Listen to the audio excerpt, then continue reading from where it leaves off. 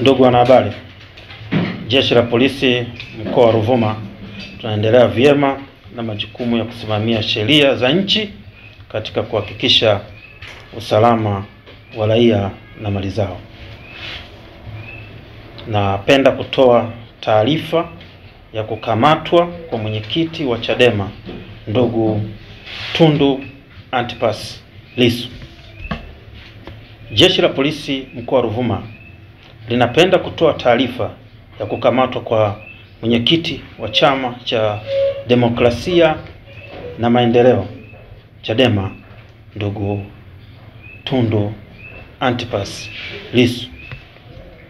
Mnamo tarehe 9 mwezi wa 4 2025 katika mtaa wa Soko Kuu wilaya ya Mbinga, Jeshi la Polisi lilimkamata mwenyekiti huyo wa Chadema kufuatia tuhuma zilizokuwa zinapelelezwa za kufanya uchochezi wa kutofanyika kwa uchaguzi mkuu wa 2025.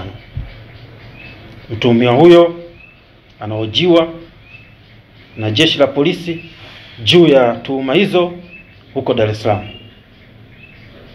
Jeshi la Polisi linatoa onyo kwa vyama vyote vya siasa kutotoa maneno ya uchochezi,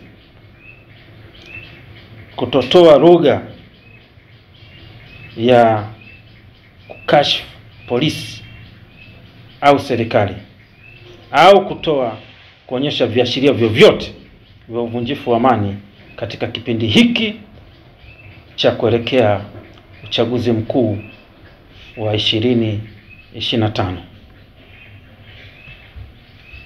Na kwa yeyote ambaye atabainika kufanya vitendo hivyo, Jeshi la Polisi litamchukulia sheria